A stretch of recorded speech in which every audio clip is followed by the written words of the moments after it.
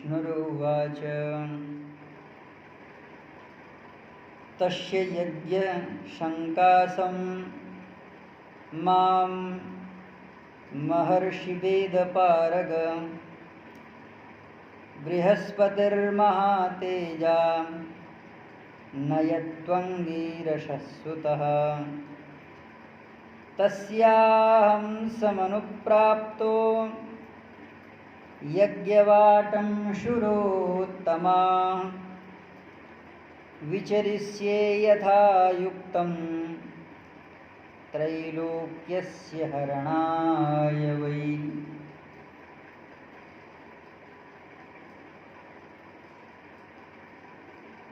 अखिल ब्रह्मांड नियंता परम अकारण करुणा वर्णालय भक्तवांछा कल्पतरु भक्तवत्सल शरणागत वत्सल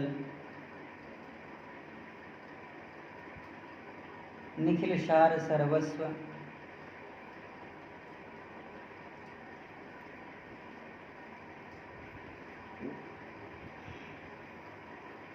श्री साकेत विहारी अवध विहारी श्रीमद् दशरथ नंदन कौशल राज किशोर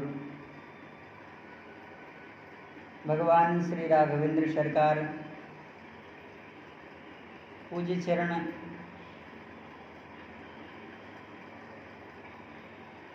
प्रातः स्मरणीय पूज्य श्री सद्गुरुदेव भगवान मुद मंगलमय संत समाज। आज भगवान की कृपा से भाद्रपद मास की प्रतिपदा तिथि है, शुक्ल पक्ष है। सियाराम।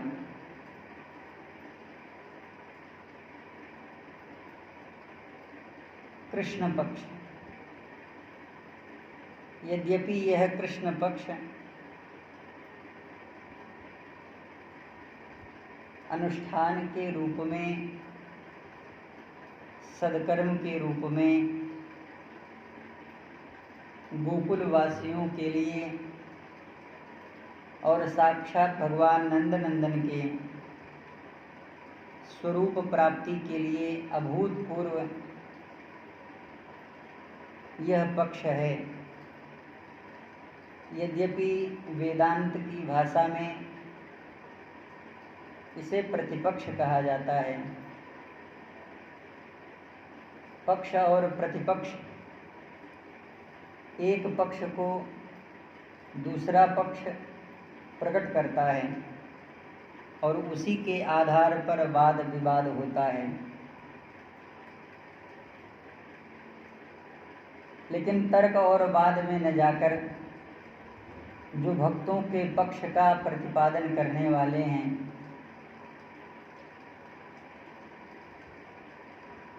उन्हीं भगवान के शरण में हम सब जाते हैं।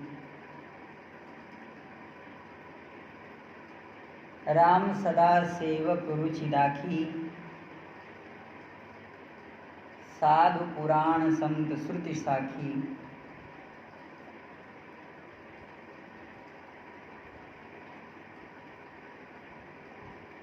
ऐसे भगवान का अवतरण भादव के कृष्ण पक्ष में ही होता है और इसी भाद्रपद में ही शुक्ल पक्ष की पंचमी को ऋषियों का भी स्वरूप विग्रह पृथ्वी पर प्रकट हुआ। दोनों तिथियां आपस में एक दूसरे के प्रतिपूरक हैं। कोई भक्त कहता है सब हैं विपक्ष को पक्ष ना हमारो है, मोर पक्षवारो तु ही मोर पक्षवारो है।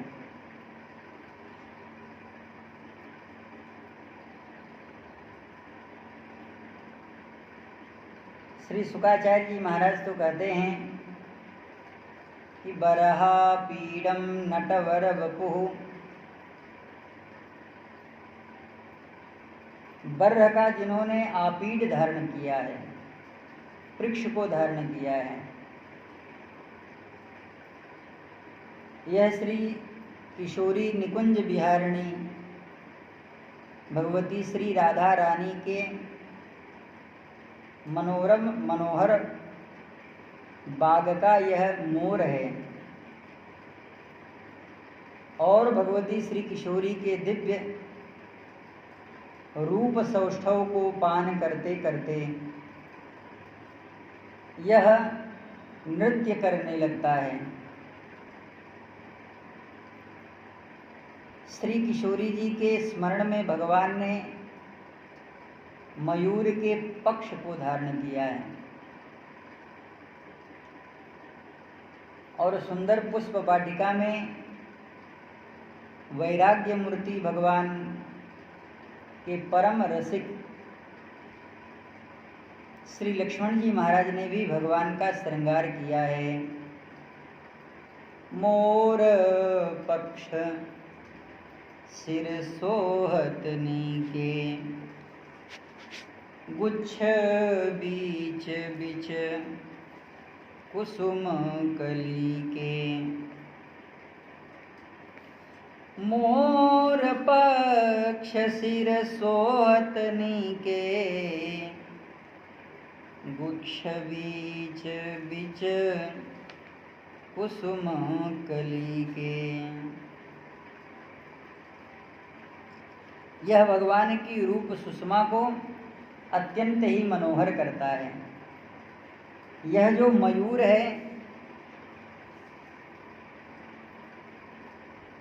इसका स्वरूप आचार्यों ने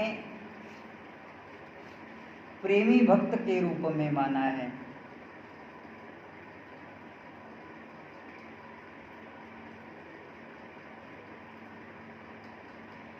शोभा शिव सुभग दो बीरा,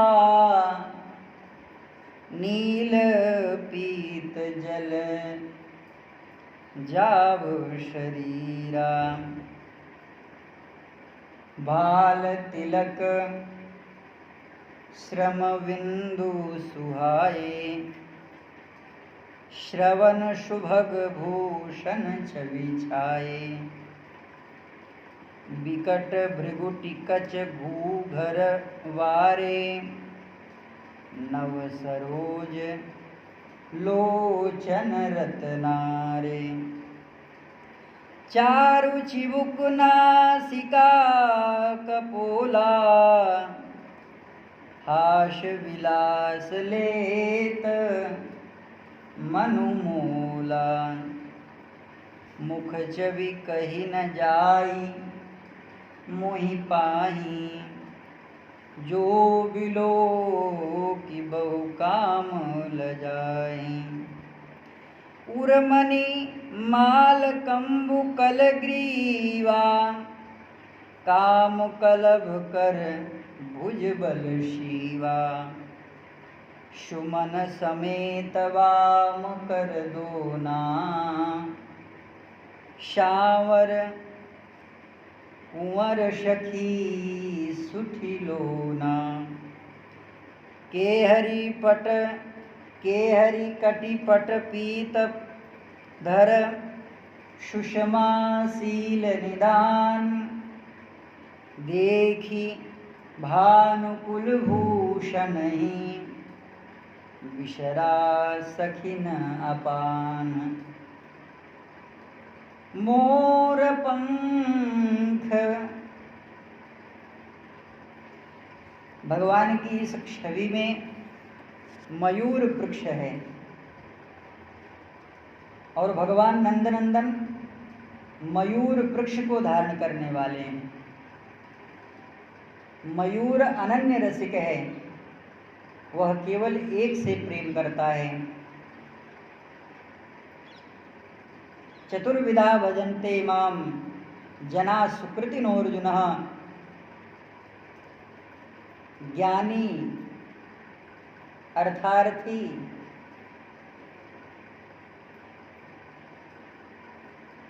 इस श्लोक में जो 4 प्रकार के भक्तों का वर्णन किया गया है, इनमें एक चकारात भगवत प्रेमिका। यह जो चकार का द्योतक है वह प्रेमी का स्वरूप है। आर्तो जिज्ञासु सुरर्थी ज्ञानी च भरतर्षभ। राम भगत जगचारी प्रकारा चार्यु सुकृति अनघ उदारा।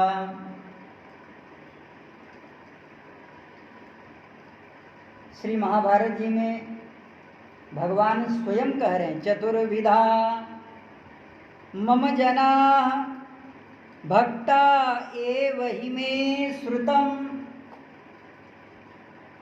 हे तात, आपने 4 प्रकार के मेरे भक्तों का वर्णन सुना होगा।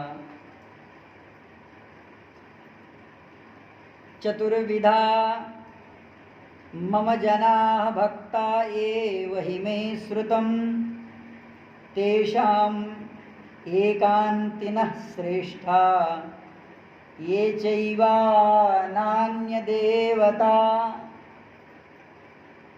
जो किसी को नहीं चाहता है, अनन्य देवता माम उपासते ये जना अहमेव गतिस्तेषां, केवल मैं ही उसके लिए गति हूँ।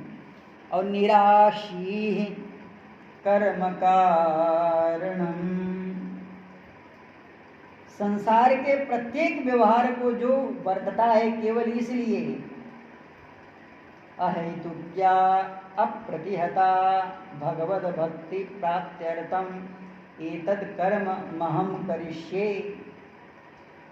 इस संकल्प के द्वारा जो प्रत्येक कर्म को करता है, अहमेव गतिस्तेषां निराशी कर्मकारिणां ये च सृष्टास्त्रयो भक्ता। और जितने भी भक्त हैं, भक्त की कोटियां हैं, भक्त भक्ता फल कामाहि में मता। वे भक्त भक्ति करते ही इसलिए हैं कि उन्हें मुझसे कुछ चाहिए। जिनको मुझसे कुछ चाहिए मैं उन्हें वो चीज़ दे देता हूँ। वो स्वामी जी महाराज कह रहे हैं कि जाहिन चाहिए कबहूँ कछु तुम सन सहज स्नेह बसहु निरंतरता सुमन शोराउर निज गेह। चतुर्विधा भजन्ते माम जना सुकृतिनोऽर्जुनः आरतो जिज्ञासु अर्थार्थी ज्ञानी च भरतर्षभ। भगवान इसी श्लोक को स्पष्टीकरण अन्य प्रकरण में महाभारत जी में ही कर रहे हैं। दोनों श्लोक महाभारत जी का ही है, लेकिन एक जगह भगवान चकारात प्रयोग करके 5वें भक्त का वर्णन कर रहे हैं। गोस्वामी जी महाराज ने भी प्रयोग किया है। सर्वे च्यवनः, इन जितने भक्त हैं, यानी आर्त का भी पतन होता है, जिज्ञासु का भी पतन होता है। अब थोड़ी सी पतन की जो परिभाषा है भगवान की यहाँ पर विलक्षण है। यद्यपि ये भक्त हैं, निंदित नहीं हैं। इनका जो स्वरूप वर्णन किया जा रहा है वह निंदित नहीं है। वह इस परिभाषा में कहा जा रहा है, इस पद्धति में कहा जा रहा है कि उनकी अपेक्षा वो जो प्रेमी भक्त है, वो जो ज्ञानी भक्त है, सब कुछ होते हुए भी वह जो भगवान का बड़ा प्रेमी है। ये च शिष्टास्त्रयो भक्ता फल कामा हिते मता सर्वे च्यवन धर्मास्ते प्रतिबुद्धस्तु श्रेष्ठ भाग। इनमें भी वह भक्त मुझे प्रिय है कि जो प्रतिबुद्धस्तु, प्रौढ़ सुजन जन जानहि मन की, कहूँ प्रतीति प्रीति रुचि मन की। राम ही केवल प्रेम पियारा, जानी लेऊ जो जान निहारा। तो इस मयूर का जो प्रेम है वह केवल धन से है, न जन से है, न संग से है, न स्त्री से है, न और किसी पदार्थ से है। इसका प्रेम केवल भगवान से है। कोकिल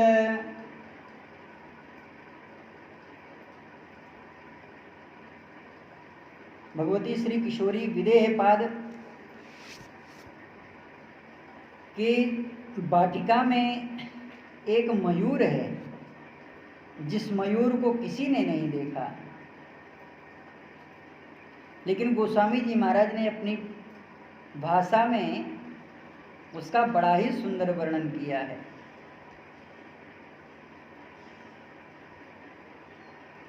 और इसी स्वरूप को गोस्वामी जी महाराज प्रकट कर रहे हैं। चातक कोकिल, देखिए यहाँ भी चार ही प्रकार के भक्त हैं। जो चार प्रकार के भक्तों का वर्णन मंगलाचरण में किया गया, जो चार प्रकार के भक्तों का वर्णन श्रीमद् भगवद गीता के अनुसार भगवान की वाणी में किया गया, जो चार प्रकार के वर्णन महाभारत के शांति पर्व में किया गया, वही चार प्रकार के जो भक्त हैं अब पक्षी के रूप में सुनिए। चातक कोकिल कीर चकोरा, चातक कोकिल कीर यानी शुग्गा और चकोरा चकोर पक्षी।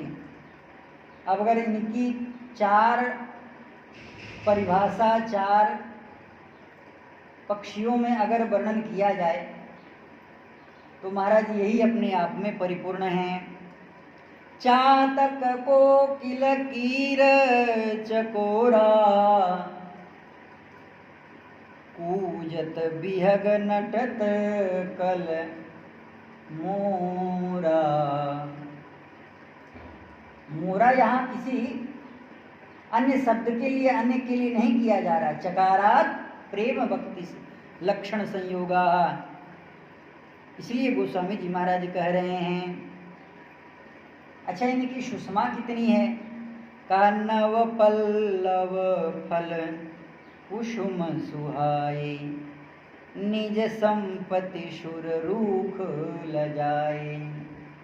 इन्होंने इतनी साधना की है परमात्मा के इस दिव्य अभूतपूर्व दंपति के मिलन में, प्रिया प्रियतम के संयोग में, कि महाराज यह पुष्प वाटिका नहीं है, यह तो भगवती श्री किशोरी पाद पद्मों का और श्री राघवेंद्र सरकार का जो दिव्य मिलन है, इसको अभूतपूर्व अपनी समयाकृति में अपने आप में उतारने के लिए है। इसलिए इन लोगों का स्वरूप प्रकट होगा। मध्यभाग सरसोह सुहावा, मनीषोपान विचित्र बनावा। विमल सलिल सरसिज बहुरंगा, जल खग पूजत गुंजत भृंगा। अब आप कहो कि अब बार में तार निकाला जा रहा है, यहाँ कहाँ प्रिया प्रियतम के मिलन की बात कही गई है? वो स्वामी जी महाराज कह रहे हैं, थोड़ी सी एक अलग परिभाषा के साथ में आप इस स्वरूप का दर्शन करें। बाग तड़ाग बिलोकी प्रभु हर से बंधु, समेत परम रम्य आराम यह। भगवान पिता रात्रि शरदोत फुल्ल मल्लिका, दीक्षरन्तुम मनश्चक्रे, कस्मिंश्चक्रे सुखम एव अवलोकितुम तदोडुराजा ककुभक्करैर्मुखं प्राच्या विलिम्पन् अरुणैः संतमयी शचर्षणीनां मुदगाच्युचो मृजन् प्रियः प्रियाया इव दीर्घदर्शनाः भगवती प्रिया श्री राधा रानी के वियोग में आज भगवान श्याम सुंदर ने मुरली का निर्णन किया है। कैसे किया है? भगवान पिता रात्रि शरदोत्फुल्ल मल्लिका वीक्षरन्तुं मनश्चक्रे योगमाया समावृतः योगमाया एव आवृतः योगाय श्री राधिका दर्शन जन्य सुख संयोगाय श्री किशोरी विदेह राज वैजयंती सीता दर्शनाय जन्य सुखम यह वाटिकाया आगतम। इस वाटिका में उनका आगमन होगा, इसलिए आगे के चरण में कहेंगे ते ही अवसर। अवसर कैसा अवसर? मनश्चक्रे, जब भगवान ने अपने मन में यह संकल्प किया कि हे प्राण प्यारी, मैं आपका दर्शन करना चाहता हूँ, तब भगवती श्री किशोरी का आगमन हुआ। यही तो समय है, यही समय है। परम रम्या रामय जो रामहि सुख देत सर्वे च मन धर्मास्ते प्रतिबुद्ध्यस्तु श्रेष्ठ भाग। प्रतिबुद्ध्यस्तु श्रेष्ठ भाग। भगवान भी कह रहे हैं कि उदाराः सर्व एवैते ज्ञानी त्वयैवात्म में मतम्। ये सबके सब उदार हैं, चारों के चारों उदार हैं, लेकिन ज्ञानी त्वात्मैव में मतम् चकारात् प्रेम योगा विलक्षण भक्ति संयोगात्। वह सर्वे एवैते, सबसे वो अच्छा मुझे लगता है। कौन? जो एकांतेषाम् एकांतिनः श्रेष्ठा ये चैवा नन्य देवता। इसलिए आज भी सरकार मयूर वृक्ष को धारण करने वाले हैं। देखिए, एक पक्ष है जो भगवान को धारण करता है, एक पक्ष है जो भक्त को धारण करता है। भक्त और भगवान इसी मास में अवतीर्ण होते हैं। ऐसे इन भक्त और भगवान के चरणों में हम प्रणाम करते हैं और हम अपने प्रसंग की ओर आगे बढ़ते हैं। यहाँ श्री सीताराम मनसः प्रकृत मनुस्मरामि। महर्षि वैशंपायन यह वर्णन कर रहे हैं, देवताओं ने भगवान के चरणों में यह निवेदन किया कि हे प्रभो, भवान प्रभवते तस्य नान्यः कश्चन सुव्रत तत प्रपद्यामहे सर्वे भवन्तं शरणार्थिना। हे प्रभो, आप हमारे कष्टों का निवारण करें, क्योंकि हम आपकी शरण में आए हैं। भगवान ने आश्वासन देते हुए कहा,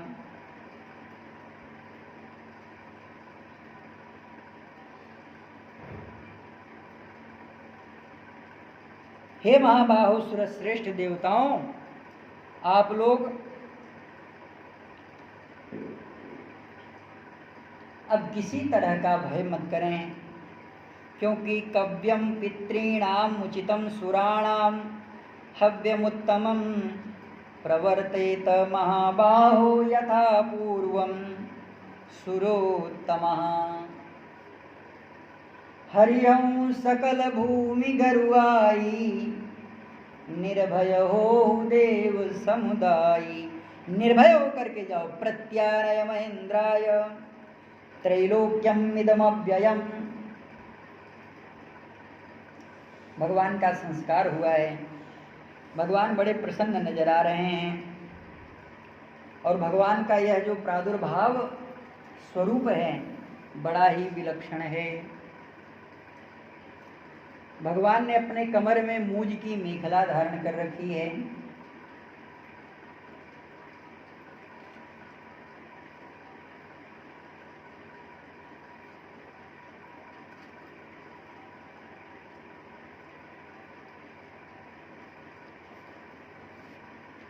भगवान का संस्कार कौन कौन कर रहा है?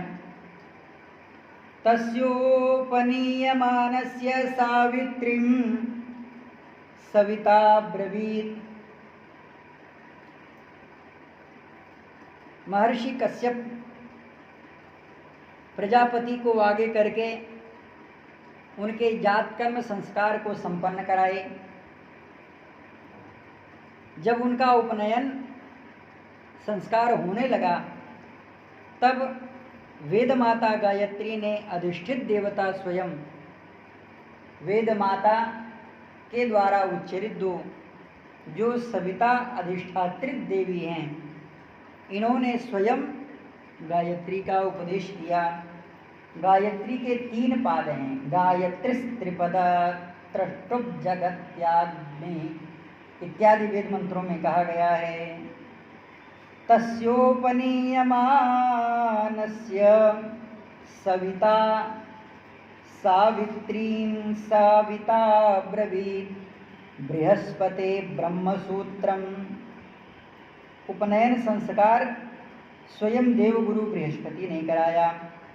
कश्यप जी ने मेखला प्रदान करी, पृथ्वी माता ने कृष्ण मृगचर्म प्रदान किया, वन के स्वामी चंद्रमा ने दंड प्रदान किया, माता अदिति ने भगवान को कौपीन धारण कराई है और कटिवस्त्र एवं आकाश के जो आधिपत्यक देवता हैं, इन्होंने भगवान वामन को एक छत्र प्रदान किया। क्या सुंदर भगवान का सौष्ठव स्वरूप है। ब्रह्मा जी ने कमंडलू प्रदान किया, सप्त ऋषियों ने पुष्प और भगवती सरस्वती ने रुद्राक्ष की माला प्रदान की। महाराज जी, ब्राह्मण को रुद्राक्ष की माला अवश्य रखनी चाहिए और रुद्राक्ष की माला पर ही ब्रह्म गायत्री का जाप होना चाहिए। दुराग्रही हठ का परित्याग करके रुद्राक्ष और तुलसी के माला में भेद नहीं करना चाहिए।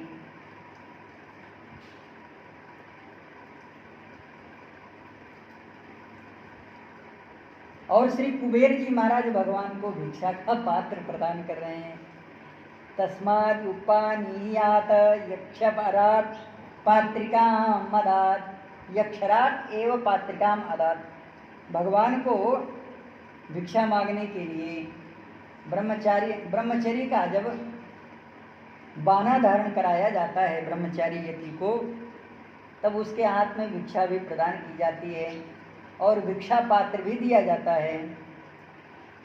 तो भिक्षा का जो पात्र था वो श्री कुबेर जी महाराज ने दिया और जो भिक्षा थी वो किसने प्रदान किया? भिक्षाम भगवतीं साक्षात् अंबिका उमादंबिकां सती।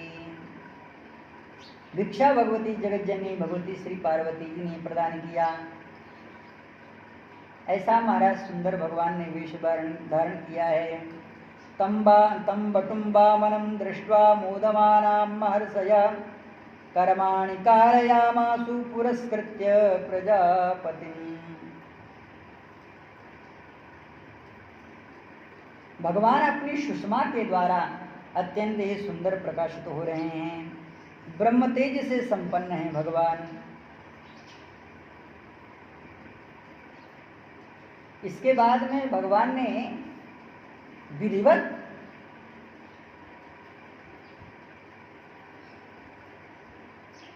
प्रज्वलित अग्नि में कुशा के परिसमोहन से परिस्तरण किया है और पूजा की है तथा समिधाओं के द्वारा हवन किया है।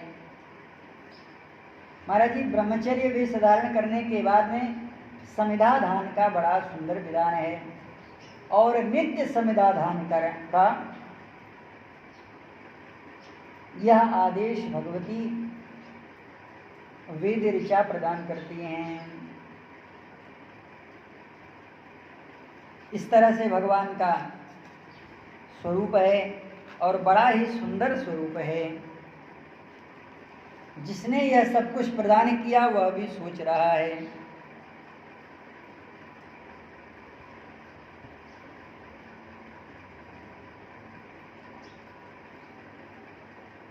भगवान ने तो यह कह दिया कि आप लोग यहाँ से जाओ, लेकिन महर्षि वैशंपायन कह रहे हैं कि हे राजन, प्रहर्षयन्नुवाचाथ सर्वान् देवान् निदं वचः।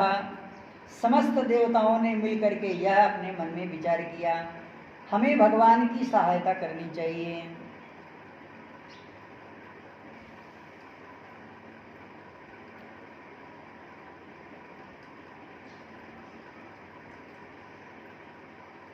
इसलिए समस्त देवताओं ने भगवान को यमुना के तट पर यज्ञ का जो बृहद विधान करके बैठे हुए हैं, महाराज बलि के समक्ष ले जाया गया।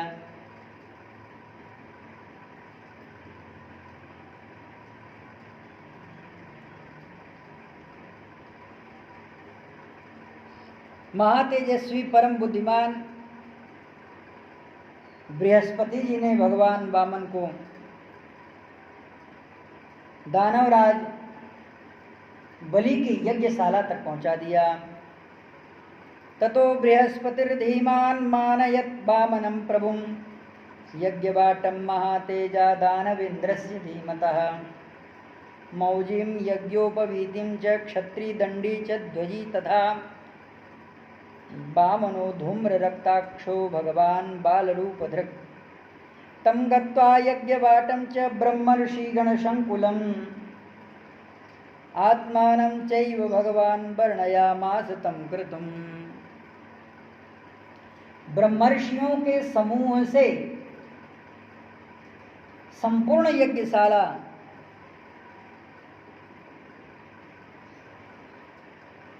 अत्यंत ही शोभा से दैदीप्यमान हो रहा था। भगवान ने बड़ा ही सुंदर वर्णन करना प्रारंभ कर दिया। जिस यज्ञ में लोकेश्वर भगवान वामन यद्यपि बालक थे, लेकिन अवृद्ध बालक थे। अध्यास्यमानो भगवान अवृद्धोप्यथ वृद्धवत्, यानी भगवान बुद्धि से वृद्ध नहीं है, अवस्था से भगवान बहुत छोटे हैं। भगवान की आंखें बड़ी बड़ी हैं। वे कैसी हैं? कहा क्रुद्धस्य, भगवान की आंखों में लालिमा चाहिए। दानवाधिपतेस्तस्य बलेर्वैरोचनस्य च यज्ञवाटम् अचिन्त्यात्मा जगाम शुरसत्तमा। जिनका स्वरूप अत्यंत ही अचिंत्य है, वे सुरश्रेष्ठ भगवान वामन दानवराज विरोचन कुमार बलि के यज्ञ मंडप में पहुंच गए। यद्यपि दैत्यराज बलि के द्वारा युद्धोपयोगी वेशभूषा धारण करने वाले सेवक तो बाहर से सुरक्षा कर रहे थे उस यज्ञ की। महाराज जी, एक आभ्यंतर सुरक्षा होती है और एक बाह्य कवच होता है। बाह्य कवच उसे कहा जाता है जो शरीर से रक्षा किया जा सके। जैसे माँ अपने बालक की रक्षा कर सकती है, यह तो सामान्य बात है। भक्त भगवान की रक्षा करते हैं, यह भी एक सीमा तक ठीक है। लेकिन एक सुरक्षा वह होती है जो अनुष्ठान के क्रम में बोला जाता है। किसी भी संकल्प को जब हम करते हैं तो यह आदिदैविक, आदिभौतिक और आध्यात्मिक तीन प्रकार के असुरक्षित राक्षस जो पूर्व में यह कृत्य कर चुके हैं, वे उस कृत्य को करने से उस साधक की प्रताड़ना करते हैं और विविध स्वरूपों से करते हैं। इसलिए भगवती श्रुति के यह कह रही हैं,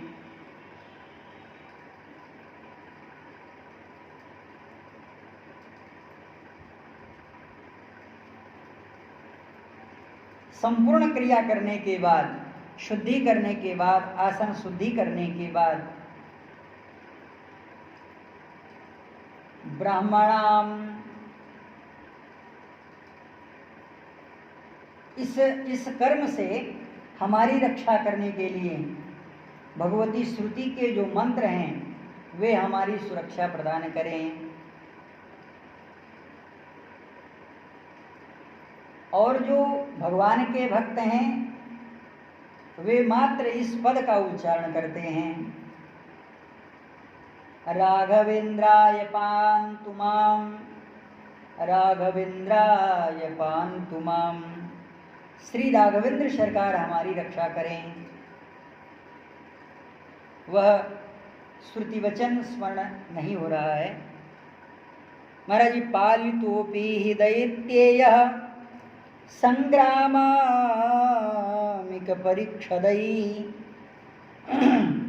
द्वारे दानव संवादे सहसैव विवेशः।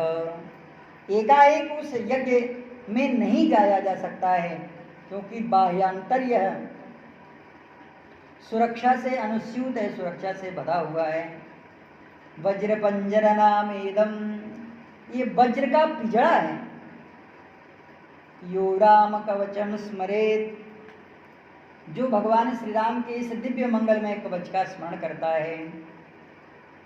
वज्र पंजर नामेदम यो राम कवचम स्मरेत अव्योहितज्ञ सर्वत्र लभते जय मंगलम। रक्षांसि मां वेदि सदि, रक्षांसि वेदि सदिता। दाहिने हाथ में जल लेकर के इसी वेद मंत्र का उच्चारण करते हुए चारों तरफ जल छींटना चाहिए। अब कहा कि जब वेद मंत्र ही उच्चारण करने जा रहे हैं, संध्या ही करने जा रहे हैं, तो इस मंत्र की उच्चारण करने की क्या आवश्यकता है? तो कहा अगर उच्चारण नहीं करते हैं तो यह 3 प्रकार से पीड़ा पहुंचाएंगे। पहला, मन व्यथित हो जाएगा, संध्या में मन नहीं लगेगा। दूसरा, क्रिया बार बार शरीर में ऐसी कुछ व्याधि उत्पन्न होगी कि यह भी उपयुक्त है, इसको भी रख लो, उसको भी रख लो। और तीसरा, वाणी, महाराज जी शब्द सामने रहते हुए भी वाणी से उस शब्द का उच्चारण नहीं होता है। इसलिए आभ्यंतर भी और बाह्याभ्यंतर भी सुरक्षित होना चाहिए। आज भगवान स्वयं कह रहे हैं, मैं उनके पास में कैसे पहुंचूं, क्योंकि द्वारे दानव संवादे, मैं तो बालक हूं, और बालक इस वज्र के पिंजड़े में कैसे जा सकता है। ऋषिभिश्चैव मंत्राद्यैः, वेदों में एक रक्षोघ्न सूक्ति पढ़ी जाती है, और जो ब्राह्मण रक्षोघ्न सूक्ति से यज्ञ मंडप को बांध देता है, महाराज बड़े बड़े राक्षस यज्ञ मंडप में प्रवेश नहीं कर सकते हैं। यह भी एक सिद्धि का परिचायक है। और वह जब सिद्ध हो जाता है, एक ऋषि को यह सिद्ध था, वे अब इस शरीर में और इस धाम पे नहीं हैं, यद्यपि वे उपासक इसी धाम के थे, यानी अयोध्या के ही थे, उनको यह मंत्र सिद्ध था, अब वे नहीं हैं। ऋषिभिश्चैव मंत्राद्यैः, ऋषियों ने रक्षोघ्न सूक्ति के द्वारा इस यज्ञ मंडप को बांध दिया है। मंत्राद्यैः कैसे बांधा है? कहा सर्वतः परिवारितः, सब ओर से घेर दिया है, फिर भी भगवान वहां पर पहुंच गए। वर्णयित्वा यथा न्यायं यज्ञं यज्ञ सनातन, भगवान ने सनातनी यज्ञ पुरुष भगवान के यज्ञ के विविध स्वरूपों का विस्तार पूर्वक यथोचित वर्णन करना प्रारंभ कर दिया। महाराज जी, देवराज इंद्र के पास में इंद्र है, भगवान शंकर के पास में त्रिशूल है, भगवान श्री हरि के पास में सारंग धनुष है। इनमें हो सकता है कि शक्ति कम हो, लेकिन